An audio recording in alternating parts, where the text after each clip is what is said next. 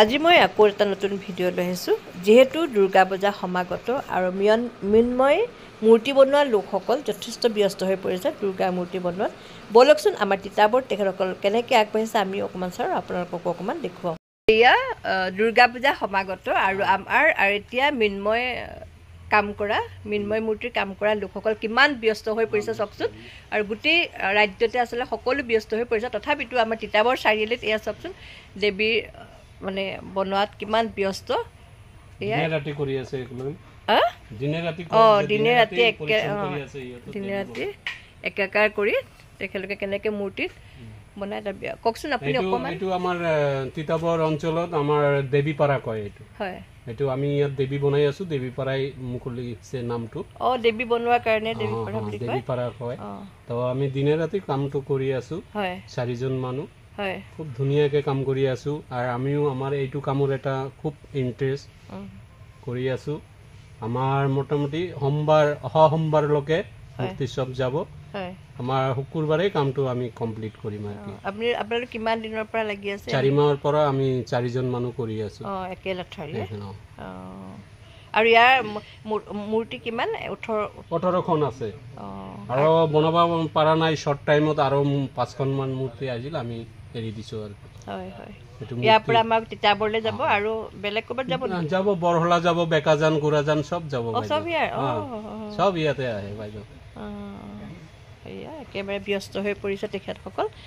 কিমান কষ্ট, আমি মূৰ্তি দেখিবলৈ ধুনীয়া, পূজাত চাই ভাল লাগে, কিন্তু তাৰ আঁৰত যে কিমান কষ্ট তেখেতসকলৰ মানে দেখিলেহে গম পাব। খোৱা চোৱা বাদ দি নহয়, একেলেঠাৰে লাগি থাকে। আৰু ধেমালি নহয়, ইমান এটা ধৈৰ্যও কম নহয়। আৰু এই মূৰ্তি যেতিয়া লৈ যায় তেখেতসকলৰ মনটো বেয়া লাগে। যেতিয়া কিন্তু বেয়া লাগে বাইদেউ, বহুত মানে ক'ব নোৱাৰো, মনটো কান্দি থাকে যে লৈ গ'ল। আৰু হয়তো ইমান দিন এটা কামত ব্যস্ত হৈ থাকি ন, এটা মায়া পৰিবেশ লাগি যায় আমাৰ অন্তৰত। যেদিনা মূৰ্তি লয় বাইদেউ খুব দুখ লাগি যায়। আপুনি ইয়াত কিমান মানে এইটো হেৰিত কিমান দিনৰ পৰা লাগি আছে? আমি কাম শিকিছো বাইদেউ, আজি 45 বছৰ হয় কাম শিকিছো আমি এই কামটো। আমি তিতাবৰত মোৰ 40 বছৰ হ'ল। মোৰ মালিকে লৈ আহিছিল, তো মালিকেও ভাল আছিল, ময়ো ঠিক আছো। সেইকাৰণে আমি 40 বছৰলৈকে ইয়াত কৰি আছো। এয়া তেনেকে বনাই আছে, কিন্তু পুৰা হোৱা নাই, হ'ব আৰু শুকুৰবাৰ পৰহি মানে পুৰা কমপ্লিট হ'ব। আৰু এয়া চাওকচোন কিমান ধুনীয়া লাগে, কিমান কষ্ট দেখি। মহালয়ালেতো হৈ যাব ন?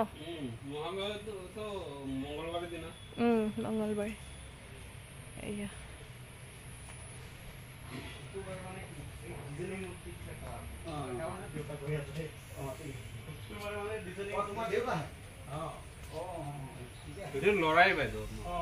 হয় নি? বিশাল পাল নাম, মোৰ নাম। তুমি কোৱা নাই দেউতা বুলি?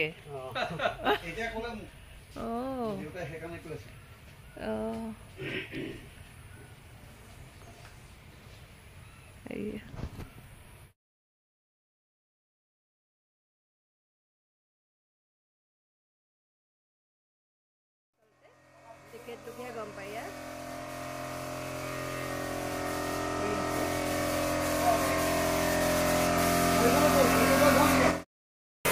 এয়া মূৰ্তি কাম কৰি আছে আৰু পূজালৈ বেছিদিন নাই, তথাপিও কিমান কষ্ট এজন মৃন্ময় মূৰ্তি বনাওঁতে। আজি কিমান দিনৰ পৰা লাগি আছে আপোনালোক? এয়া এইজনে কৰিয়ে আছে।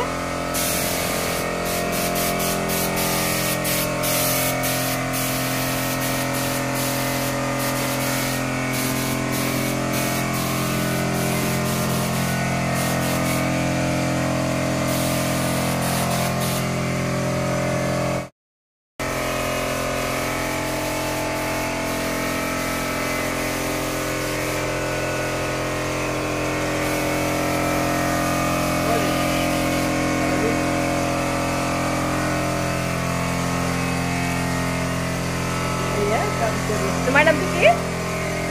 তোমাৰ নামটো কি? মোৰ নাম বিশাল পাল। ইয়াতে তিতাবৰ নহয়, মোৰ ঘৰ ধুবুৰী ডিষ্ট্ৰিক্টত। ধুবুৰী ডিষ্ট্ৰিক্ট চাপৰত। ধুবুৰী। ধুবুৰী। ইয়াতে আমি সৰুৰ পৰাই কৰি আছো কাম। ইয়াতে কৰি আছো। এতিয়া মানে আৰু বেছি দিন নাই হা আৰু বেছি দিন নাই মাত্ৰ মাজত 12 দিন আছে 12 দিন পিছত দুৰ্গা পূজা আহিব তাৰপিছত আকৌ বেয়া লাগিব তাৰপিছততো আমাৰ বেয়া লাগিব আকৌ 6 মাহ পিছত পৰা আকৌ কাম ষ্টাৰ্ট কৰি দিম বেয়া লাগে গোটেইকেইটা মূৰ্তি যেতিয়া যায় হয়তো বেয়া লাগিব ইমান ইয়াতে ইমান খাটনিকৈ বনাই আছোঁ আজি 4 মাহ 4.5 মাহ হৈ গ'ল যোৱাৰ পিছততো বেয়া লাগিব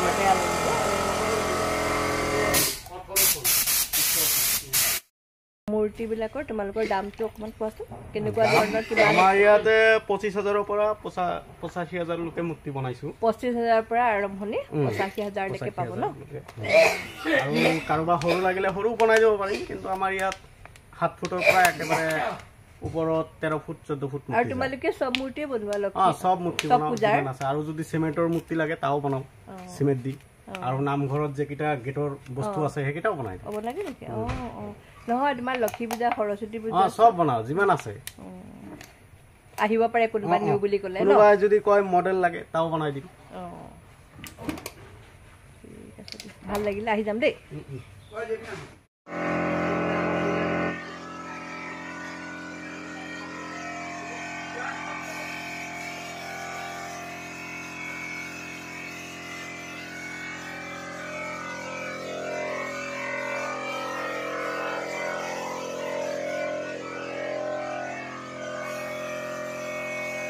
जी हाँ जी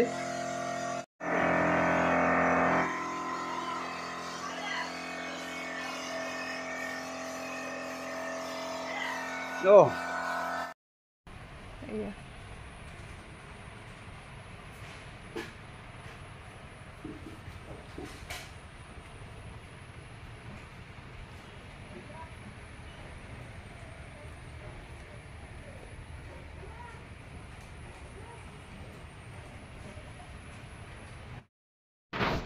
তেখেতসকলে এই মূৰ্তি বনোৱা কামত 4জন মানুহ আছে বুলি কৈছিলে তাৰে ভিতৰত এওঁ এজন এওঁ সেই মূৰ্তি বনোৱা কামতে লাগি আছে হৰি বিশ্বাস তেওঁ সেয়া বনাই আছে আৰু আপোনালোককো আগতীয়াকৈ মোৰ ফালৰ পৰা পূজাৰ শুভেচ্ছা জনালোঁ আৰু যদি মোৰ ভিডিঅ'টো চাই ভাল পালে অনুগ্ৰহ কৰি এটা লাইক কৰিব আৰু নতুন লোকসকলে মোৰ চেনেলটো ছাবস্ক্ৰাইব কৰিব বুলি আশা কৰিলোঁ আৰু ফেচবুকত মোৰ IG কিটচেন নামে এখন পেজ আছে অনুগ্ৰহ কৰি পেজখন ফ'ল' কৰিব তেতিয়াহ'লে বাই বাই আকৌ এটা নতুন ভিডিঅ'লৈ মই